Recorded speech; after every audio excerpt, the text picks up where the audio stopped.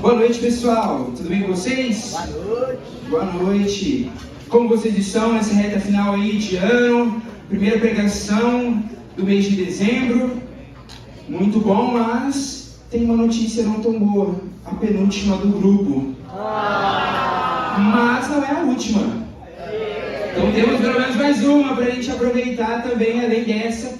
Mas o porquê que eu estou dizendo isso? Para que nós possamos, de fato, aproveitar cada segundo que nós temos, não só no grupo de oração, mas durante o que nós temos, durante toda a nossa vida, a entregar ao Senhor. Amém? Amém. Como a Ju já vinha me apresentando, eu me chamo João Paulo. Oi, João Paulo. Tudo bem com vocês? Tudo. Tenho 26 anos. Só isso. Como eu falei na última pregação, eu tenho uma sorte meio bem grande assim. Todas as pregações minhas sempre caem em alguma data de outubro, sempre na semana do meu aniversário, seja antes ou depois. Para quem acompanhou uma saga aí durante esses últimos dias, no dia 8 eu tive uma pregação, no dia 9, um dia antes do meu aniversário, que o aniversário é dia 10, eu acabei quebrando o braço. Que presentão, todo mundo falou. Mas são os dias que a gente corre ainda jogar bola, né? Já não, Deus fala assim, você não tem tanta habilidade, irmão. Por que vai insistir? Entendeu? Mas eu vi também tanto do carinho que o Senhor tem por meio dos meus irmãos, o cuidado que eles tiveram comigo durante todo esse tempo também, mas também o cumprimento da promessa de diversas coisas que aconteceram, que não foi um braço quebrado que atrapalhou, foi um braço quebrado que impediu com que eu vivesse de fato aquilo que Deus tinha para minha vida. E o que eu quero dizer nesse início, talvez para mim o braço quebrado durante todo esse período, os 40 dias que eu fiquei com o braço engessado, foi uma dificuldade, uma tribulação ali, algo que talvez atrapalhou algumas coisas com que eu fizesse. Mas não foi isso que impediu com que a graça do Senhor viesse à minha vida. Com que a graça do Senhor fosse derramada neste grupo de oração. Que a graça do Senhor fosse derramada ali durante o Flama, durante as várias coisas que eu vivi nos finais de semana com esse grupo de oração. Então, quando nós muitas vezes olhamos para coisas que vem talvez tirar uma dificuldade, vem alguma tribulação, muitas vezes nós paramos diante dela. Muitas vezes nós paramos porque é algo difícil, e o que o Senhor muito falava assim, que muitas vezes nós ficamos estáticos, parados e ficamos só, meu Deus, como eu vou resolver isso? Meu Deus, o que eu vou fazer agora? Mas a parte inicial do meu Deus é só do desespero, porque nada é entregue ao Senhor. Porque a parte que você fixa durante quando você diz essa frase é o que eu vou fazer? O que eu vou fazer? Como eu vou resolver isso? E quando eu olhava para essa situação, o que eu vou resolver é que muitas vezes nós não entregamos aquilo que o Senhor pode fazer, aquilo que o Senhor prometeu para nós, os sonhos dele, para que ele faça de verdade. Quando nós olhamos e diante das dificuldades, e nós paralisamos, nós queremos sair ali, dar o pontapé inicial, a arrancada, com as nossas próprias forças. E muitas vezes nós não olhamos para aquilo que de fato é o desejo de Deus para a nossa vida. Durante esses 45 dias com o braço quebrado, eu vou contar um pouco como foi a minha experiência. Alguns falavam que a Julinha falava assim, ó, João, quando você for pregar, você vai pregar de chipó. Eu falei, não vou. Mas era uma coisa que eu estou sentindo dor durante toda a semana. Porque eu achei que eu tinha sentido dor quando eu tinha quebrado o braço. A fisioterapia é muito pior. Sentir dor? Mas é algo necessário. É algo necessário. Assim como entregar a nossa vida para Deus é algo necessário em nossas vidas. É um processo que muitas vezes ele não é fácil, muitas vezes ele é doloroso. Por exemplo, eu olho para o meu braço esquerdo, coisas que eu consigo fazer com a minha mão, e o meu braço direito eu já não consigo tanto. Mas eu entendo que essa fase da fisioterapia é uma coisa que eu preciso para que eu consiga fazer aquilo que eu já fazia, eu consigo viver aquilo que eu já conseguia viver, mas ainda mais, fazer coisas melhores e maiores. Quando eu olho assim para palavras de Deus, e o Senhor falava muito sobre estar parado, eu fui buscar o que era o adjetivo de parado. Aí talvez você possa imaginar o imóvel, a pessoa estar ali, estática. Mas uma delas me chamou muita atenção, que é sem vivacidade. Estar parado é estar sem vivacidade. E quando nós olhamos para isso, é como um aspecto de uma pessoa sem vida. Talvez muitas vezes nós vemos o grupo de oração, nós corremos atrás, e principalmente nessa reta final de ano, que acredito que a maioria daqui já esteja por aqui cansado das coisas que está fazendo, seja em estudos, trabalhos. Não vê a hora de ter alguns dias para relaxar e viver aquilo. Eu falo assim, cara, eu quero ver a promessa das minhas férias. Aquilo que eu posso chegar e acordar, ao invés de acordar 6 horas da manhã para ir para o meu trabalho, para ir para o colégio, para a faculdade, eu posso acordar 11 horas da manhã. Talvez seja o seu desejo de agora, quando eu falo isso. Mas, todo esse processo que nós fizemos durante todo esse ano, quando chega nesse final de ano, muitas vezes o que o Senhor falava era que nós estamos com o nosso rosto, parece sem vida. E ao invés de a gente pedir mais força, nós pedimos descanso. Fala assim, Senhor, eu preciso parar, não consigo mais. E ao invés de estar parado, sem vivacidade, sem vida, que nós possamos pedir mais força para o Senhor, mais vida ao Senhor. Diante da tribulação, das dificuldades, existe um processo que nós precisamos entregar a nossa vida ao Senhor, entregar aquilo que é da vontade dEle. E que muitas vezes, quando nós falamos desesperado diante da tribulação, meu Deus, como eu vou resolver isso? Para que nós não paremos no eu, como eu vou resolver. Mas sim, Senhor, como nós resolveremos isso juntos, como nós passaremos por este tempo juntos, como nós viveremos pelo resto da nossa vida juntos. E nós olhamos muitas vezes com o olhar humano e tomamos essa atitude, com as atitudes de uma decisão humana. E é o que o Senhor veio nos falar hoje na palavra dele. Por isso eu convido você a pegar a sua palavra lá no Evangelho de São João, no capítulo 18. João 18, no versículo 10.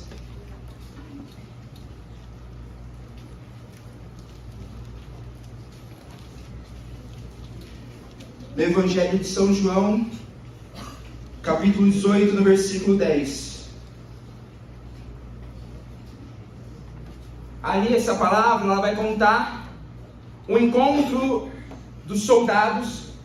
Estava Jesus e os discípulos ali em oração no Horto das Oliveiras. Talvez você já contemplou esse mistério aí no seu Santo Terço.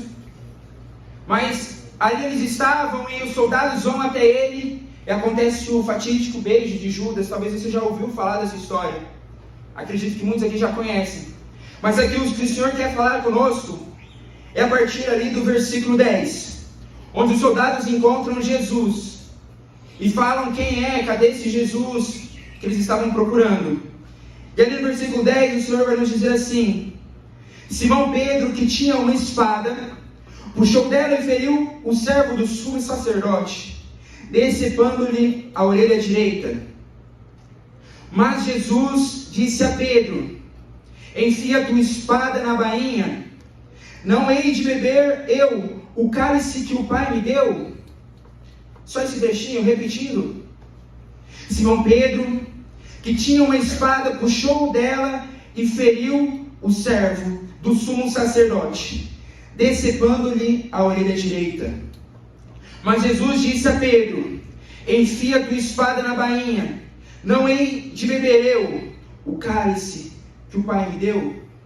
Amém, irmãos?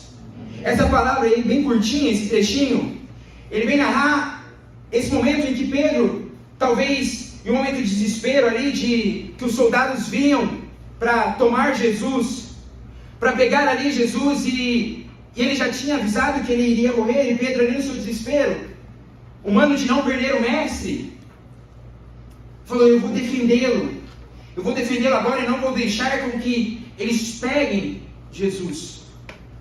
Mas quando nós olhamos aqui, nós vamos fazer o contrário. Nós vamos ler primeiro esse trechinho e prestar atenção nesse trechinho do versículo 11, onde Jesus vem dizer a Pedro e falar assim: ei, enfia tua espada na bainha, não hei de beber eu o cálice que o Pai me deu. Quando ele vai dizer isso, ele vem falar sobre a missão que Jesus tinha, que estava chegando, que era a missão de salvação do meu coração e do teu. Era a missão de salvação de toda a humanidade. Mas quando nós olhamos anteriormente a atitude de Pedro, é uma atitude do humano dele, porque ele queria defender o mestre. Imagina você estando com Jesus, vem soldados tomar ele, o que você faria? Talvez você teria a mesma atitude de Pedro, de defendê-lo, de não deixar com que levasse ele. Mas isso poderia atrapalhar totalmente o cumprimento da promessa, não só da missão de Jesus, mas também das promessas que Deus tinha para Pedro. Enquanto eu imaginava assim toda essa cena, eu imaginava tudo o que poderia vir com as decisões de Pedro. Se ele entrasse ali numa batalha de fato com os soldados, convenhamos, a conta não batia, porque eles tinham muitos soldados, eram guerreiros, Pedro era um pescador, e ali estava desfavorável para ele. Mas o que acontece? Imagina só, se Pedro entra em batalha e morre. Pedro, que foi escolhido como o primeiro Papa, ia mudar totalmente a história. Não que o Senhor não levantaria outras pessoas, mas imagina só, por uma decisão de o que eu vou fazer, como eu vou resolver, só com um olhar humano dele, uma atitude humana. Mas o Senhor, ele tem muito mais, muito mais. Imagina só, se a atitude de Pedro leva ele à morte, por uma escolha humana. E muitas vezes o que o Senhor falava é que nós ficamos parados simplesmente por uma escolha humana, daquilo que nós queremos estar resolvendo, da forma com que eu estou resolvendo as coisas. E a palavra de Deus vem falar que muitas vezes nós somos impulsivos como Pedro também. O que o Senhor vem falar muito é que muitas vezes nós tomamos as decisões sem ao menos perguntar: o que nós, Senhor, vamos fazer com isso? Quantas coisas nós temos vivido e feito no nosso dia a dia, sem perguntar para o Senhor: Senhor, será que é isso que o Senhor quer para a minha vida? Isso que faz parte dos planos para a minha vida? Eu lembro que quando eu escolhi meu curso, eu não perguntei para o Senhor se de fato era aquilo. Eu fui errando várias vezes. E hoje, eu tenho a certeza dos planos do Senhor para a minha vida. As coisas que eu vivi, as pessoas que eu encontrei durante toda a minha trajetória poderiam ter mudado por uma simples decisão, impulsiva talvez, de não ter perguntado para o Senhor: Senhor, é isso que o Senhor quer para a minha vida? E eu não perguntei, mesmo assim o Senhor fez. Mesmo assim o Senhor fez. Quando eu falei do meu braço, quando eu olho assim, talvez, para o que eu vivi durante esses 45 dias, de sair com os meus amigos, de ter que pedir para eles cortarem um pedaço de carne para mim, porque eu não conseguia, de ter que, muitas vezes, pedir para que eles colocassem o molho no lanche para mim, porque eu não conseguia segurar, de ter que, no começo, pedir para minha mãe cortar o pão de manhã, para que eu pudesse comer. Olha o quanto as coisas e o cuidado de Deus tem para a minha vida, e assim como a sua também. O cuidado que o Senhor tinha para a vida de Pedro, de cumprir a promessa, que lá na frente, ele seria o escolhido, que ele estaria em Pentecostes, que depois de Pentecostes, eles converteriam mais de 3.000 homens. É assim também as nossas atitudes, a nossa vida, para que o Senhor possa fazer os planos e cumprir os planos da nossa vida. Deixar com que Ele possa vir e fazer em nós. Muitas vezes nós temos tomado atitudes impulsivas, assim como Pedro. Talvez não de cortar a orelha de alguém, de agredir alguém, mas temos tido atitudes que talvez para você tenha colocado assim, nossa, mas isso é bom para a minha vida. Isso talvez satisfaça um desejo ali naquele momento, mas que não é a vontade de Deus. Quando nós olhamos para a nossa trajetória, nós, diante da tribulação, ali quando Pedro está diante de algo que afetaria totalmente a vida dele, quer perder aquele que deu total sentido para toda a sua história, ele só foi para cima porque a sua vontade humana talvez seria melhor, mas que não era a vontade de Deus. E quando nós vamos olhar assim, que nem eu falei para vocês, desses 45 dias, quem estava aqui na última pregação da Ana Nelly? Levanta a mão rapidinho.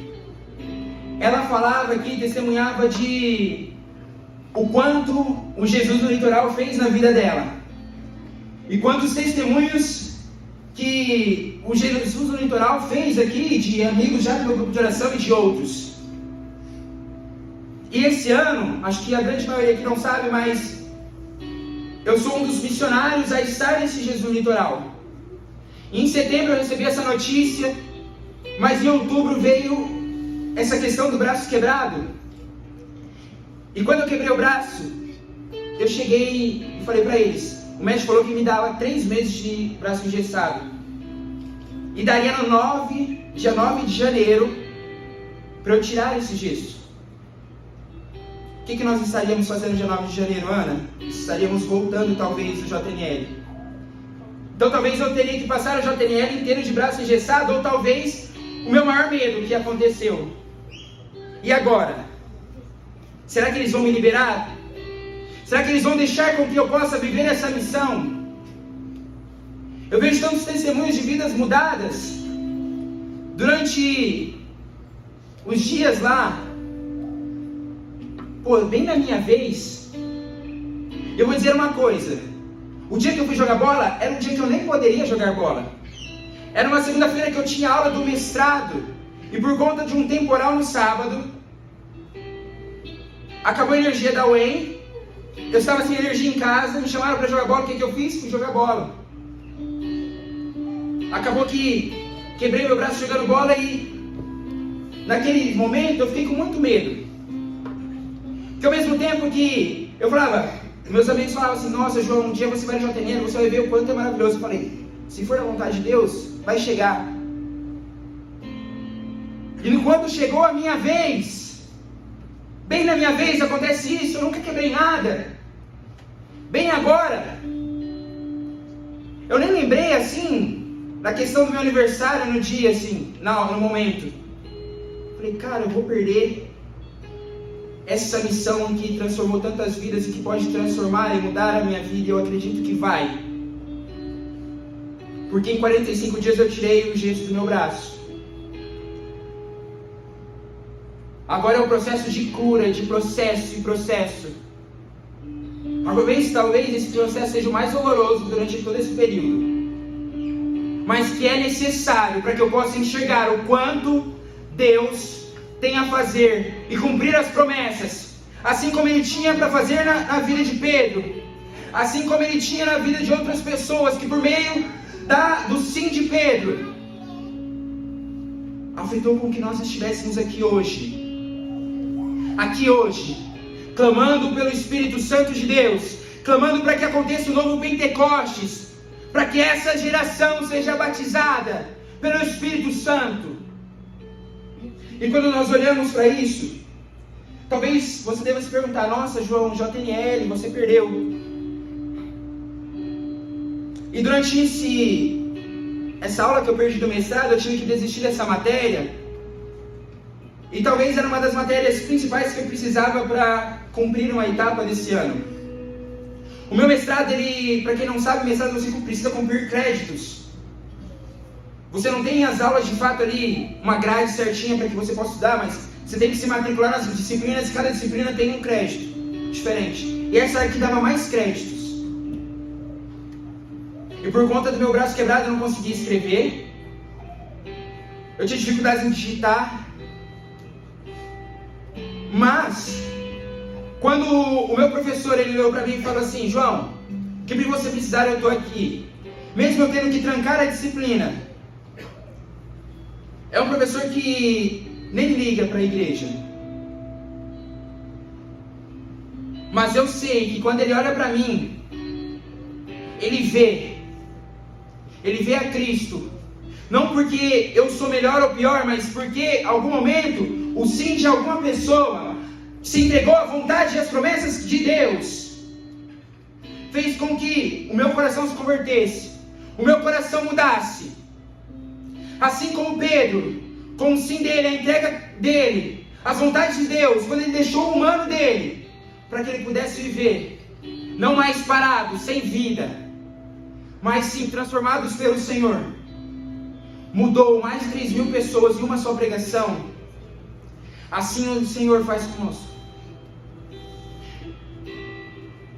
E o que o Senhor colocava muito forte assim no meu coração durante o período da tarde, foi uma coisa que me tocou muito assim. Que muitas vezes nós olhamos para o eu e nós queremos ser o piloto, ser aquele que vai dirigir as nossas vidas. E o Senhor, ele me lembrava, não sei se vocês já viram, o Tesla, o carro, que você coloca lá o local que você tem que chegar e deixa ele ir, deixa ele conduzir. Tem vídeos lá que pessoas colocam lá e vão descansar durante a viagem, vão jogar videogame, vão aproveitar ali.